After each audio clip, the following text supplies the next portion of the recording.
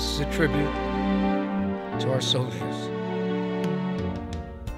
I have a passion for music. I have a passion for singing. I have a passion for the old nostalgia, the old doo-wop era, the big band sound, the Sinatra, the Bennett, and I love the old crooners. And I sang at a few functions. I'm involved with the veterans, as you know, and some of the political events that we would have in our communities. And I sang. I would sing. I'd sing with groups. I would sing tracks and whatever. And it just started to get the ball rolling, you know. It was snowballing a little bit. And it was becoming somewhat gratifying for me to see that people still like that kind of music and whatever. Since we have so many of the big crooners that are gone, and I love that kind of music. And a lot of our old doo-wop big entertainers who have passed. A lot of my friends, Johnny Maestro, to name a few, Gene Hughes, you know, from the Crest and whatever, and Gene Hughes from the Casinos and things like that. Even though a lot of these groups are still in existence with new members and whatever, it was nice to know that I still had the ability, because I sang with so many of these groups in the past. As a young singer, 16, 17 years old, all the way from New York to Chicago to Gary, Indiana, I sang. Sang in school, sang in the school choirs and whatnot. So there was a passion there. The passion came from my nationality, of course. The Italians loved to entertain, they loved to sing. I remember the days as a kid with the mandolins and the guitars and the things going on with my beautiful family. With the exception of St. Paddy's Day, because I'm half Irish. Mom, I'm not forgetting about you. Where they would do the Irish things with my Irish uncles. So I had the best of both worlds at that time, you know. And they couldn't refuse me from the Sons of Erin, mind you, because I had some of the sod in me. But my main characteristic and my main passion for music, I would say, came from the Italian element. We were always doing street corner things.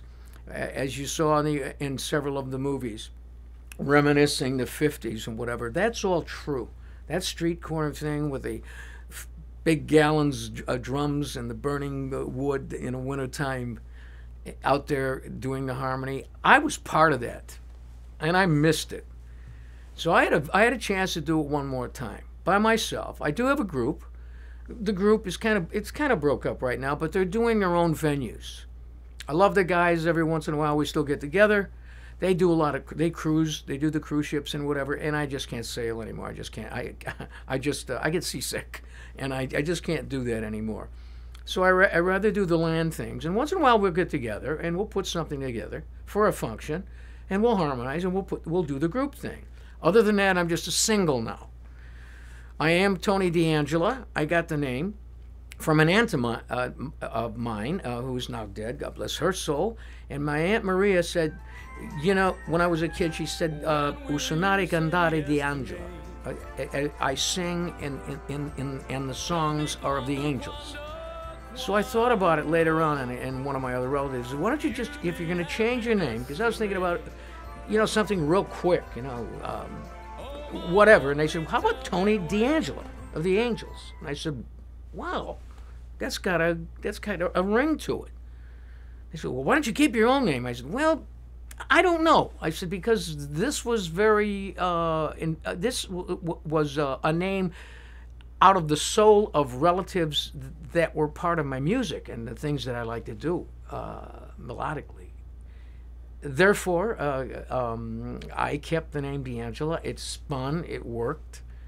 People recognize that. They still know my name. They still know who I am. But there are so many entertainers out there that inadvertently had changed their names.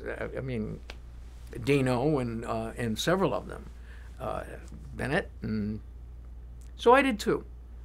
And that was my venue from that point on, as far as singing and doing a lot of single work, which I'm still doing now.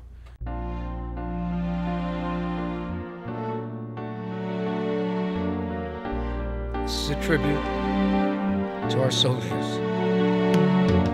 I had 2 combat tours in Vietnam, and thank the medics and thank God that for their help. I got home, and I made it.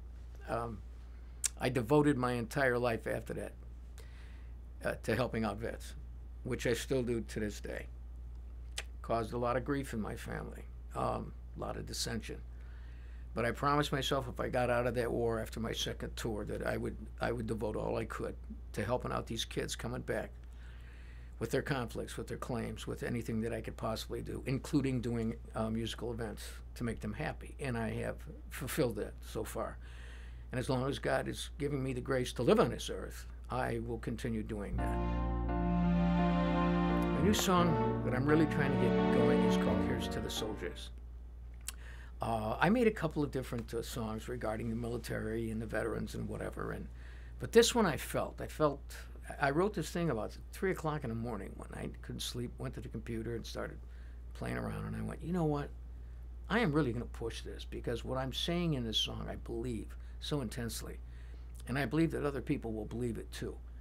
I mean, we had people that had those same thoughts that made beautiful songs out of a melody and out of the lyrics that they wrote.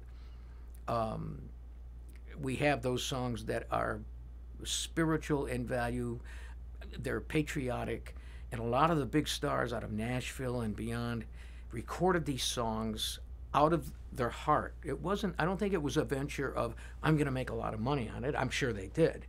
But it's played consistently at all the military ceremonies and all of our holidays. Memorial Day, Veterans Day, the 4th of July. You name it, and you know the songs just like the audience does. I want one of this song that I did, I would like that to be a tribute. Whether I do anything with it other than get it out to the public and get it really published, that is my aim. That is my venture right now. That is my mission. And it's Here's to the Soldiers. Here's to our soldiers. Please lift up your glasses. Here's to their glory yet to be.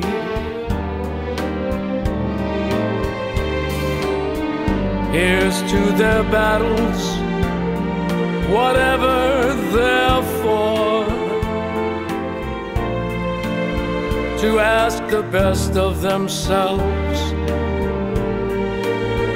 they give much more.